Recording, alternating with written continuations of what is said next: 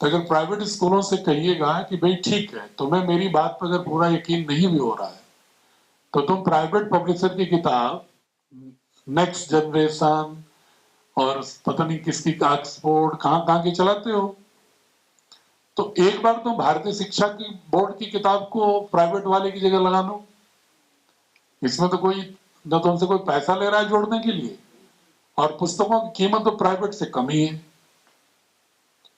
तो अगर इसको लेके चलाओगे तो गार्जियन तक ही पहुंचेगी किताब ना, तो अपने आप गार्जियन कन्विंस हो जाएगा। उसको लगेगा अगर ये किताब तो इसमें सारा कुछ सामर्थ्य भी है और भारतीयता भी है, तो तुरंत कन्विंस हो जाएगा एक क्षण में। लेकिन जब तक किताब नहीं पहुंचेगी, तो पहला प्रयास हमारा है कि लोगों को समझाना और विद्यालयों से कहना कि अच्छा तुम किताबें यूज कर लो ना एक बार, नर्सरी से लेकर 8वीं तक की। सारे विषय नहीं कर सकते हो, कुछ विषय को आजमा के देख लो, देखो गार्जियन एक्सेप्ट कर रहा है कि नहीं। तो इस तरह से जब वो, क्योंकि जब टेंजिबल देखेगा ना, आप उसे समझाओगे तो इनटेंजिबल है, वो कहेगा मूर्त रूप दिखाओ हमको। तो मूर्त रूप में भाई देखो पढ़ो इसको तुम। जैसे एक विज्ञान कथा है, राकेश भाई ने किताब मंगवा दी, अच्छा किया बहुत। ये जैसे ये विज्ञान कथा है, 6ठी की किताब है साइंस की, ठीक है।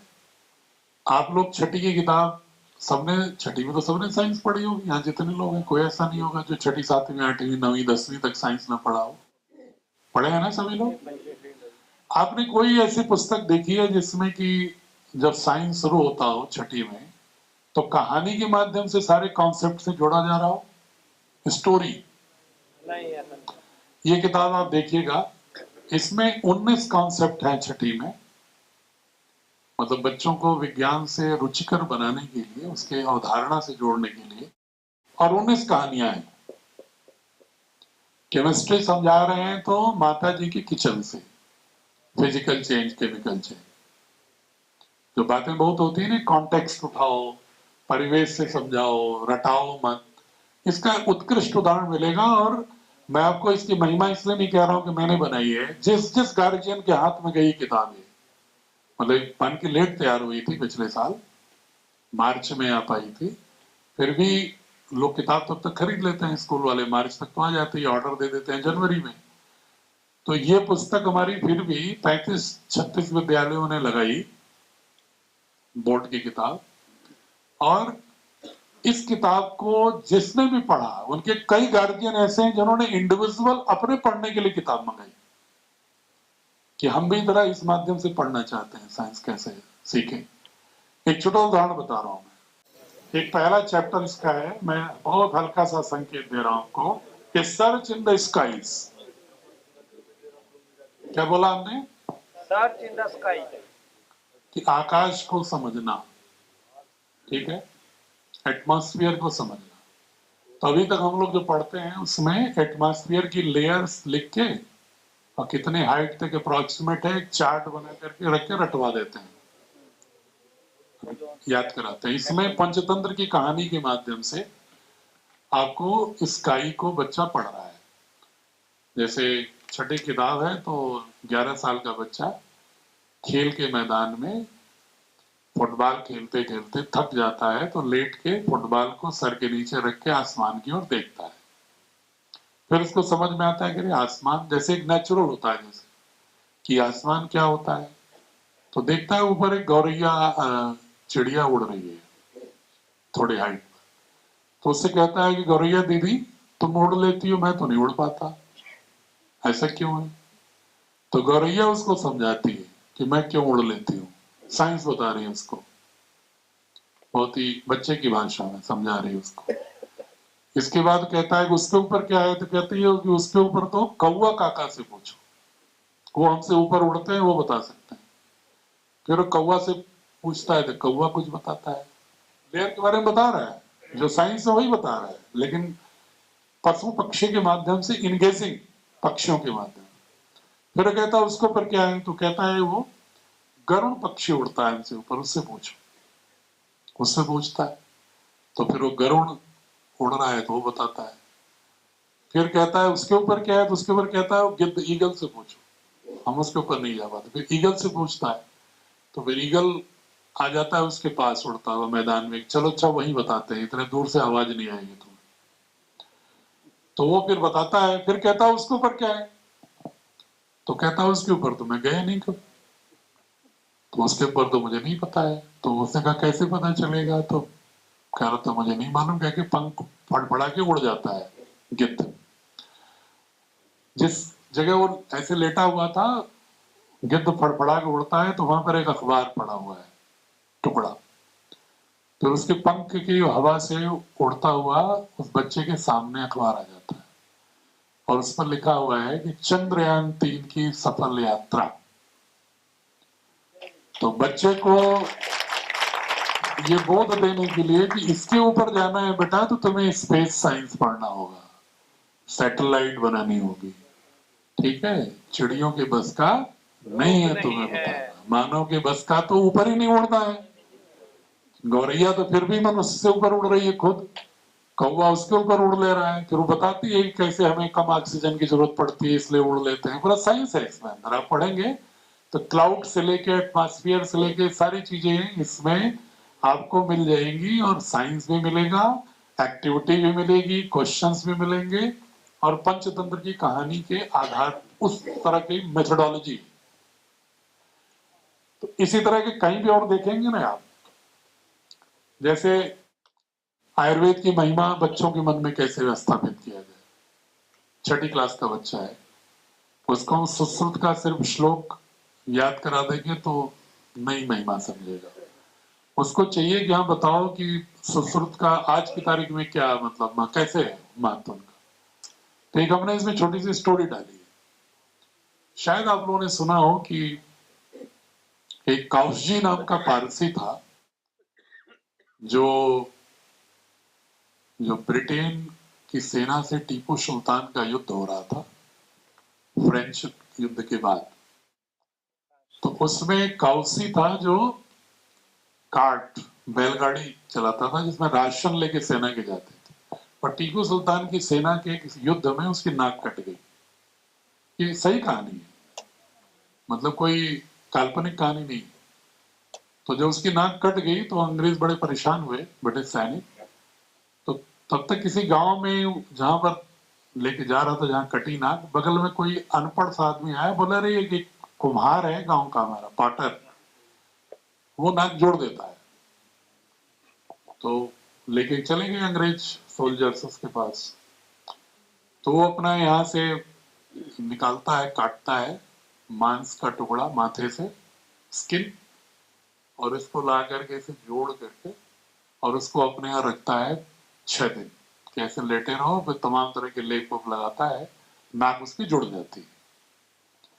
तो वो ब्रिटिश सोल्जर्स जो ऑफिसर को सोल्जर्स ने सूचना दिया, तो ऑफिसर आके देखे, फिर उन्होंने इसको भेजा ये रिपोर्ट लंदन कि अरे ये तो कमाल हो गया, सीनियर ऑफिसर्स ने ब्रिटिश आर्मी के, ये तो यहाँ पर नाक जोड़ दिया अनपढ़ आदमी ने, गांव के कुम्हार ने। तो ये हुआ कि कैसे हुआ, तो वहां से एक टीम आई फिर रिसर्च करने के लिए कि हुआ कैसे। तो उसने कहा मैं नहीं जानता, परंपरागत रूप से मैं जानता हूं, मैंने कर दिया। फिर अध्ययन हुआ पूरा, तो ये हुआ ये तो सुश्रुत संहिता में लिखा हुआ है पहले से, उसकी मैनस्क्रिप्ट देखी गई, जो किसी ने चर्चा किया होगा कि सुश्रुत साहब हमारे यहाँ सब्जेक्ट थे, तो उन्होंने पढ़ा उन सबों ने।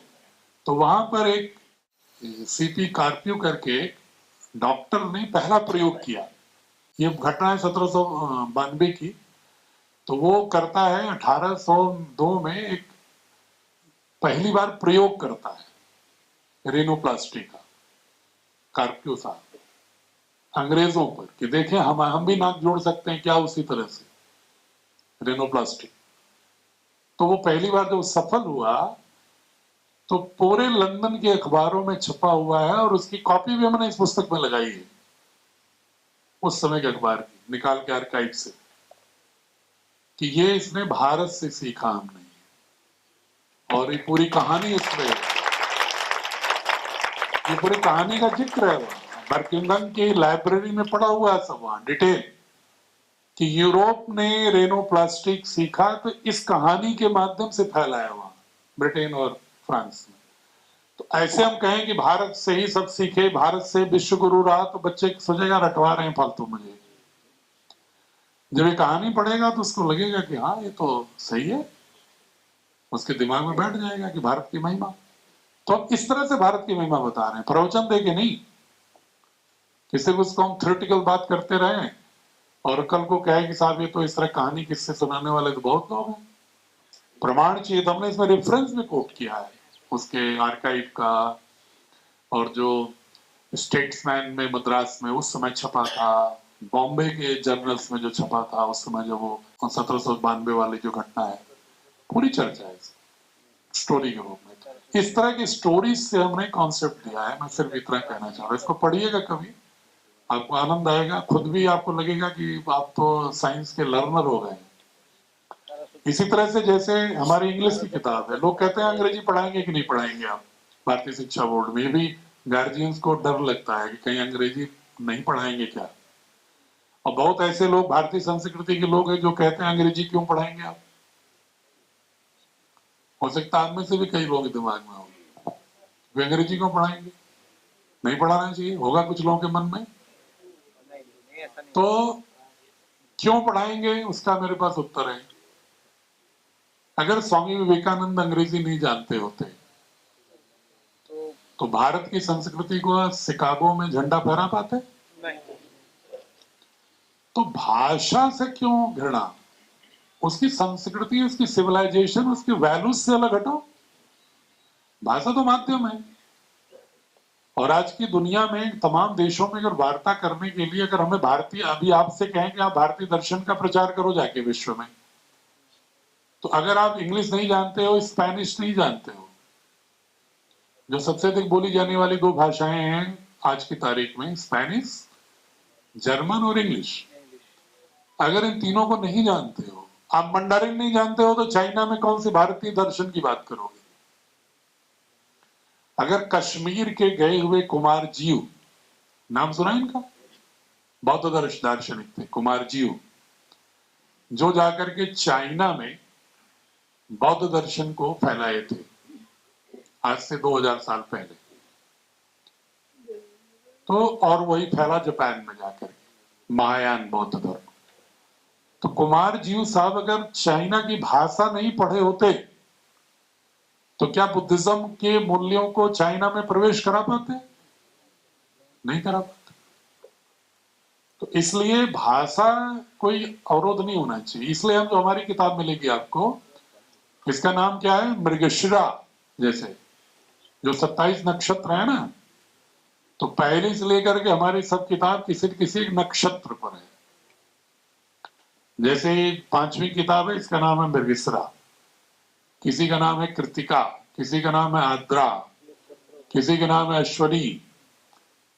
और इसके माध्यम से हम उसकी सेलेस्टियल जो इंपॉर्टेंस है वो भी बैक में लिख रहे हैं कि वाई मृगशिरा, क्या है मृगशिरा। और दूसरा, इसके अंदर जितनी भी आपके कंटेंट मिलेंगे उसमें 80-90% भारत के ही संदर्भ मिलेंगे। और अगर इंग्लिश है तो इंग्लिश लिटरेचर भी थोड़ा पढ़ाना है, तो उसमें भी वही पोएम होगी जो भारत के दर्शन से प्रभावित इंग्लिश राइटर्स ने लिखा है, जैसे वर्ड्सवर्थ है। अच्छा, आपने कभी इंग्लिश से कितने लोग इसमें पोस्ट ग्रेजुएशन कोई किया इंग्लिश से? पीछे हैं, हाँ बहुत हैं, कई लोग हैं। आपने बहुत सारी ऐसी कविताएं अगर आप देखेंगे तो उस पर उपनिषदों का पूरा प्रभाव है। स्पेशली जिसको कहते हैं ना कि back to the nature, French revolution के बाद जो आए, और रोमांटिसिज्म की जो कवि हैं, मिस्टिसिज्म के लोग जो हैं, उसके पोएट, बृहदारण्यक उपनिषद का एक पूरा का पूरा प्रभाव आपको द का, पूरी थंडर नाम से पूरी कविता है। तो हम उनको देंगे ताकि बच्चों को लगे अरे हमारे दर्शन का प्रभाव क्या ब्रिटिश भी तो पोएट्स को था क्या, तो उनको महिमा महसूस होगी। ऐसे कहना कि हम विश्व गुरु थे तो उसको नहीं समझ में आएगा। लेकिन जब उसे लगेगा अच्छा उपनिषद गया था वहां ट्रांसलेट हुआ, इसके बाद वहां के इंटेलेक्चुअल्स पे इसका प्रभाव पड़ा, तो उसका एक सीधे सीधे दिमाग में बैठ जाएगा कि नहीं, भारतीय संस्कृति हमारे दर्शन तो महान है भाई, हम क्यों पीछे पड़े हैं उन्हीं के लोगों के लिए, पिज्जा बर्गर के पीछे। आज पूरे दुनिया में भी एक शोध आया है कि जो थाली है ना, थाली खाने वाली, भारत की जो एक थाली, जो नॉर्दर्न इंडिया में छोले भटूरे की बात नहीं कर रहा हूं मैं, वो मतलब 50 तरह के पराठे वाले कुलचा की बात नहीं कर रहा हूं। ये जो असली थाली भारतीय मानी जाती है, जिसमें कि कटोरी में दाल है, 2-3 हरी सब्जियां हैं, चटनी है, पापड़ है, रोटी है, चावल है, थोड़ा खीर है, इस तरह का जो नहीं, जो जिसको इस पर्टिकुलर कोई नाम नहीं दे सकते, लेकिन एक मूल रूप से सात्विक व्यंजन की थाली वही है। या उसी का पैटर्न साउथ इंडिया में देखेंगे तो नाम बदल गया है, इडली डोसा, लेकिन उसी का स्वरूप है। ये जो थाली है, मानी गई है कि मनुष्य के लिए सबसे अधिक पौष्टिक। लेकिन हम किसके पीछे पड़े हुए हैं? पिज्जा, बर्गर, पोस्ता, पता नहीं क्या क्या, मोमोज, सब खाए चले जा रहे हैं, जिसके एनालिसिस इसकी आ रही है। पूरी दुनिया इधर भाग रही है, हम उधर भाग रहे हैं। तो बच्चों को हम ऐसे मना करेंगे पिज्जा मत खाओ, नहीं मानेंगे। लेकिन उन्हें मालूम हो जाए कि नहीं, हमारी जो ये वाली थाली है, ये विश्व की सबसे पौष्टिक थाली मानी जाती है, तब उन्हें लगेगा अच्छा इसकी महिमा है, फिर खाएंगे।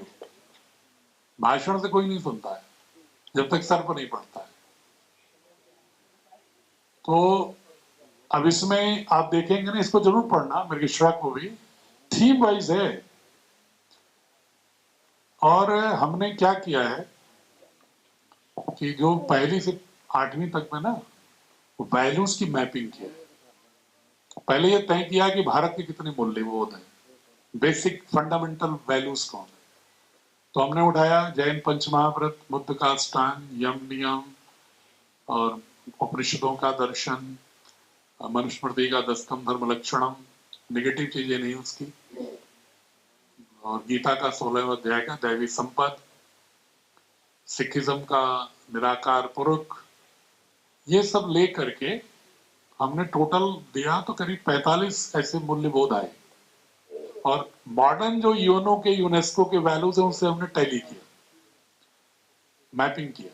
इसके बाद फिर उसको एक जगह इकट्ठा किया तो लगभग 36 ऐसे, कुछ तो पुनरावृत्ति थी, जैसे पतंजलि का यम और जैन का पंचमहाव्रत एक ही है, करीब 36-37 मूल्यबोध आए। फिर हमने कुछ मनोवैज्ञानिकों को बैठाया कि अगर इनके बच्चों के मानस में डालना है तो क्रम क्या होना चाहिए, कि पहली कक्षा नर्सरी से लेकर के हमें किस तरह से वर्टिकल प्रोग्रेशन करना है। तो मनोवैज्ञानिकों ने जो राय दिया, मान लो पहली पर उन्होंने कक्षा में कहा कि इनको बच्चों को शुरुआत में सत्य, प्रेम, करुणा, ये सब होना चाहिए। तो जितनी भी आपको पाठ मिलेंगे हमारे, चाहे संस्कृत में हो, चाहे इंग्लिश में हो, चाहे संस्कृत में हो, चाहे हिंदी में हो, आपको उसी ही वैल्यू के इर्द गिर्द ही कहानी, पोएम, आख्यान मिलेंगे, ताकि बच्चा कुछ भी पढ़े, एक्सरसाइज करे, कंटेंट पढ़े, उसके मन में उसी मूल्यबोध का रिफ्लेक्शन उसके मानस में बैठे। दूसरी कक्षा में आए तो उसके संबंधित मूल्य, तीसरी में आए तो उससे मूल्य कुछ रिपीट होंगे। जैसे कुछ ऐसे होते हैं जो बहुत ही सत्य अहिंसा का जो भाव है वो बार बार आना चाहिए, तो या शौर्य है, बदलता स्वरूप है उसका, वो भी ध्यान रखना चाहिए। जैसे हम अहिंसा की बात करते हैं तो अहिंसा का मतलब कायरता तो नहीं है, बच्चों को भी क्लियर होना चाहिए कि अहिंसा से मतलब क्या है हमारा, कि क्या कायरता अहिंसा है, फिर तो हम युद्ध लड़ेंगे ही नहीं अपनी सेनाओं के लिए, अपनी रक्षा के लिए, सीमा की। हम किसी स्त्री की अस्मिता की रक्षा के लिए शौर्य नहीं दिखाएंगे। तो अहिंसा को भी सही ढंग से परिभाषित होना चाहिए कि हिंसा कहां पर नहीं होनी चाहिए और कहां पर अहिंसा का की सीमा समाप्त होती है, जहां पर हमें शौर्य दिखाना होगा। तो ये सारी चीजों में एक व्यवहारिकता और दार्शनिकता दोनों का ध्यान रखते हुए कंटेंट है, कि बच्चा ये ना भ्रमित हो कि एक और शौर्य पढ़ाया जा रहा है अलग, एक और अहिंसा अलग। अब बच्चा कंफ्यूज हो जाए कि इसमें से हम क्या करें। एक और पढ़ाया जाए करुणा और एक और पढ़ाया जाए, फिर तो वो करेगा कि हाँ एक गाल इधर थप्पड़ मार रहा है, दूसरा गाल भी लगा दो, जैसे ईसा मसीह कहते थे। तो इसी को फिर कोई मान लो पाकिस्तानी एक थप्पड़ इधर मारेगा तो दूसरा गाल कर लेगा इधर मार दो। ये पढ़ाना थोड़े, तो इसलिए कोई भी वैल्यूज को पढ़ाने के लिए भी बड़ी सावधानी की जरूरत है कि वैल्यूज को इन प्रैग्मेटिक टर्म में कैसे समझाया जाए कि उसकी सर्वाइवल, नेशनल आइडेंटिटी भी बरकरार रहे और किसी पर वो अत्याचार न करे, लेकिन कायर ना हो, पलायनवादी ना हो, कर्मयोगी हो। तो ये कॉन्सेप्ट बहुत ही सावधानी से रखा गया। मैं अनुरोध करूंगा कि आप लोग जरूर पुस्तकों को देखिएगा और आप में जो शिक्षाविद है सुझाव देंगे उनका भी स्वागत है, क्योंकि कोई चीज परफेक्ट नहीं होती। एक सामूहिक प्रज्ञा से ही धीरे धीरे अच्छी चीजें वो बढ़ती हैं। तो जो कोई कमी होगी फीडबैक देंगे आप लोग, तो उससे सुधार भी करेंगे। हम लोगों से फीडबैक मांग रहे हैं, पूरे देश में जा जाते हैं कि आप बताइए हमें कैसे करें। हालांकि इसको भी बनाने में लगभग 1,500-2,000 प्रोफेसर और 2-2,500 टीचर्स का हमने बहुत लंबी लंबी बैठकें कराने के बाद फिर शुरू हुआ है, लेकिन फिर भी परफेक्शन तो कुछ होता नहीं। There is always chance of some modification, remodelling, restructuring, तो उसको ऑलवेज वी विल वेलकम। एक है एनसीटी, जिसके तहत ये ट्रेनिंग वाले सब गवर्नमेंट ऑफ इंडिया ने मानकीकरण किया है। तो एनसीटी फॉलो किए बिना अगर कोई शिक्षक विद्यालय रखता है तो वो नियम के विरुद्ध है। पूरे देश में जो लोग ऐसा करते हैं वो गलती करते हैं, क्योंकि जो व्यक्ति प्रशिक्षित ही नहीं होगा वो कैसे शिक्षण देगा। अब वो अलग बात है कि बीएड कहीं फर्जी पा रहा है, क्या कर रहा है, उस पर मैं डिटेल नहीं जा रहा हूँ, लेकिन व्यवस्था बनी है ना। तो हमारे यहाँ भी एनसीटी फॉलो होगा, लेकिन हम ट्रेनिंग हम भी देंगे। जैसे कोई मान लो हमारी किताबें भी चलाता है ना किसी में, तो आप उनसे कह सकते हो कि कहेगा साहब हम कैसे पढ़ाएं इसको। मान लीजिए जो जितनी स्पिरिट आप बता रहे हो संस्कृति कैसे पढ़ाएंगे, क्योंकि हमारे हर चैप्टर में एक संस्कृत का श्लोक होगा, ठीक है, उस भावना से जुड़ा हुआ। जैसे 5वीं में अगर इंग्लिश की किताब है, स्टीलिंग ए रॉन्गफुल एक्ट, थीम है, मतलब चोरी नहीं करना चाहिए, बुरी बात है, तो अस्ते, तो उसमें एक तैत्तिरीय उपनिषद का एक श्लोक, उसका इंग्लिश का अर्थ सबसे पहले मिलेगा यूनिट शुरू होते ही। हर जगह मिलेगा आपको, साइंस में मिलेगा। अगर स्काइज वाला भी चैप्टर जो हमने बताया है तो शुरू होता है अथर्ववेद के एक मंत्र से, उसका इंग्लिश ट्रांसलेशन जो उस चैप्टर के भाव से मेल खाता है। जैसे इसमें लिखा हुआ है कि one should worship auspicious conducts only, not others. जो अच्छा आचरण पालन करो। यान स्माकम सुचरितानि तानि त्वयेपि उपास्यानि नो इतराणि। इसका अंग्रेजी में अर्थ और व्याख्या है। फिर आगे बढ़ेगी कहानी, मतलब कंटेंट। इसी तरह हर चैप्टर में मिलेगा आपको, चाहे हिंदी हो, चाहे संस्कृत हो, चाहे इंग्लिश हो, चाहे गणित हो, सब में उससे संबंधित एक श्लोक या मंत्र मिलेगा, वेदों का, उपनिषदों का, सुभाषितान का, ताकि बच्चे हमारी प्राचीन संस्कृति से समझें कि अच्छा हर भाव का है हमारे यहाँ प्राचीन में, थोड़ा थोड़ा स्वाद उसको महसूस हो चैप्टर के प्रारंभ में। तो उसके लिए हमें टीचर की ट्रेनिंग करनी पड़ेगी। है, हाँ, हमने ट्रेनिंग शुरू कर दिया है। ट्रेनिंग हमने वहाँ PRI में महाराज जी ने व्यवस्था करा दी है। वानप्रस्थ में पूरे जो लोग ट्रेनिंग लेने आते हैं उनके लिए भी व्यवस्था है।